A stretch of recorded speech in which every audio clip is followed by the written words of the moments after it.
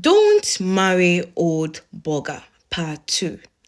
After securing the job, I realized the married woman was still in the picture after all. I got to know this when at night my husband kept receiving calls from one Nanayao, but he would never answer, so I got suspicious. I tamed his phone again only to know that Nanayao was the married woman.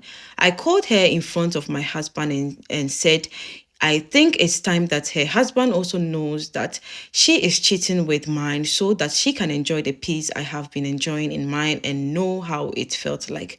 That was the first time my ex ever hit me and continued at the least provocation to a point the police will even come to the house. Then he would let me change the narrative. I didn't want him arrested, so I sided with him.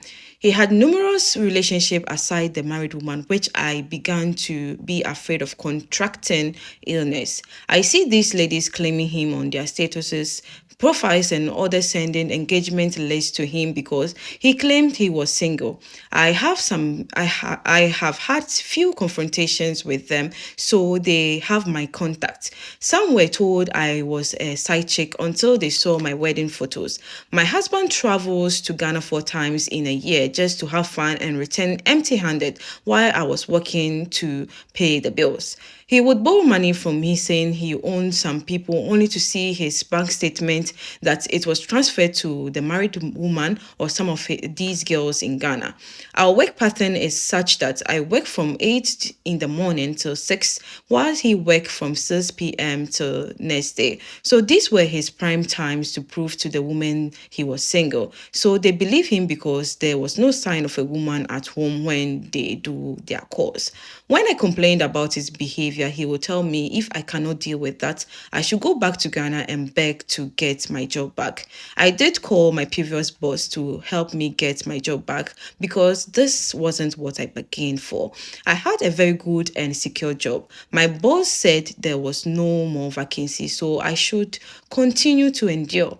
And this was after being with him for 2 years. I endured for another year until I couldn't take it anymore. The side chicks were now rubbing it in my face because they know too much from my ex. One of them posted on their status with his picture saying, and I quote, I will love him more and more. Go and cum yourself. He was using documents to blackmail me, saying if I leave him, he will call the home office and tell them the marriage had ended so that they send me back home. I began to seek advice and I was told to gather evidences.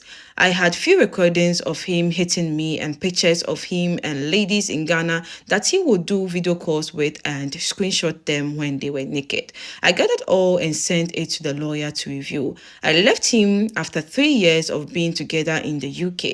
Bear in mind that I was married 2 years before joining him and lived together for 3 years. Although I didn't know the outcome, I was prepared to return home to my family and start life all over again. There are a lot to say but cannot go into details. So I began to save some money to return home. Mind you, I stopped paying the house rent 3 months before I left the house to save some money for myself, which he wasn't happy about, but I didn't care anymore. We separated for a year, but during the separations, I involved my families to dissolve the marriage back home. He begged them, but it was my decision this time. He threatened again with the immigration status that I would be deported. I made an application to the home office informing them I've left. I now made a new application under domestic violence. The Home Office asked if I wanted him to know, but I signed a document not to disclose the process to him. I sent the necessary information and evidences of being abused, and I was granted my permanent residency after 3 months of leaving his house.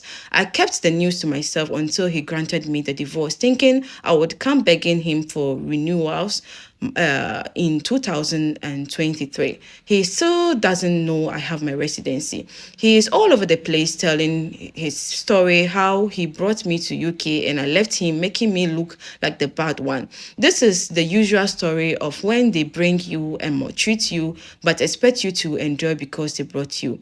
When your story is genuine, karma fights for you. My job is secured. I have my residency. I am living my life as he awaits for me to come beg him for renewals.